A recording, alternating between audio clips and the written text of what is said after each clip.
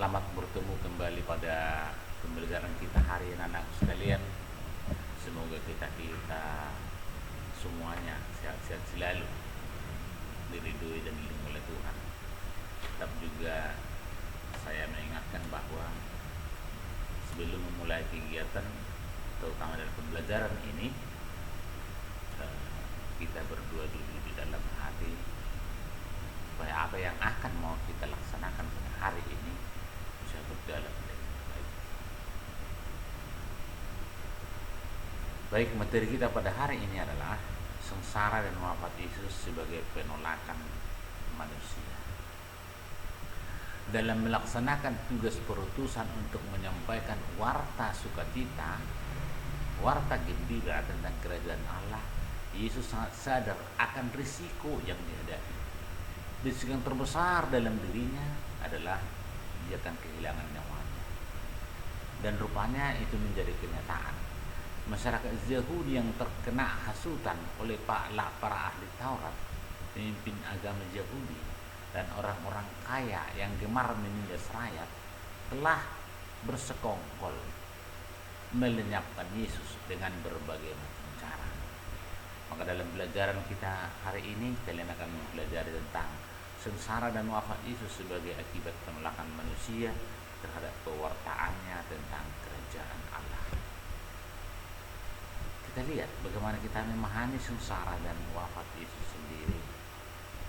Maka kita lihat dulu, nanti anak-anak sekalian boleh dibaca dalam Injil Markus pasal 15 ayat 1-9, bagaimana kita bisa memahami, merenungkan, menyimak tentang kisah sengsara Yesus dalam kehidupan sampai wafat di kayu salib.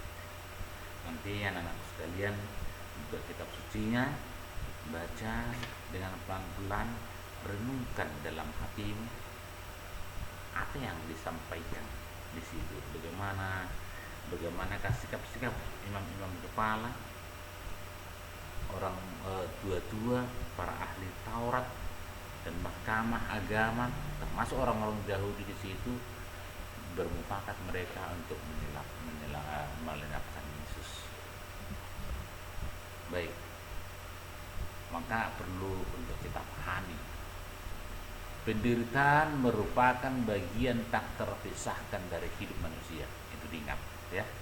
Penderitaan itu tidak terpisahkan, bagaimana mata uang logam atau mata uang yang tidak bisa dipisahkan satu dengan yang lain. Itu berjalan seiring. Penderitaan ditanggapi orang secara berbeda. Ada yang bersikap negatif bila menderita, ia menjadi putus asa, menyalahkan diri sendiri, menyalahkan orang lain, bahkan menyalahkan Tuhan dengan bertindak mengatakan, "Oh, Tuhan itu tidak adil." Sehingga ia merasakan hidupnya tak berarti lagi. Maka muncullah sikap dendam pada orang lain. Mungkin juga sikap kita untuk menjauh dari Tuhan, seakan-akan Tuhan itu meninggalkan kita. Ada juga ketika menderita, ia akan berusaha tetap tabah, menjalaninya dengan sabar, teguh, dan lebih mendekatkan diri kepada Tuhan.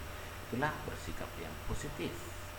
Karena bagaimana sekalipun hidup ini adalah proses untuk mendekat kepada Tuhan kita, proses dalam kehidupan kita, sejauh mana kita bersama-sama dengan Tuhan. Tuhan tidak pernah meninggalkan umat ciptaannya, tapi umat ciptaan itulah yang menjauhkan dirinya dari Tuhan.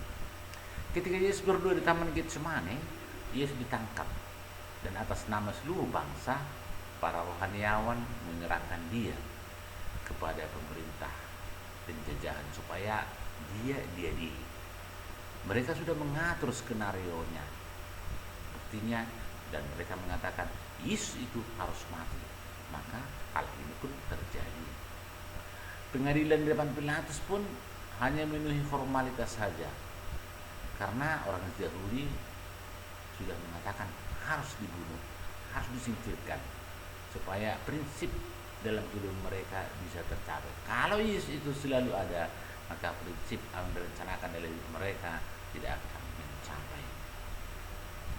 Sebagai muridnya, kita harus belajar sikap Yesus dalam menghadapi penderitaan. Yaitu apa? Pertama, boleh kita katakan kita tetap tabah dalam menghadapi penderitaan, dalam menghadapi cobaan, dalam menghadapi tantangan, tapi disertai dengan sikap menyerah diri. Itulah iman. Kepada siapa? Kepada Tuhan. Berani menghadapi risiko demi menegaskan kebenaran dan keadilan.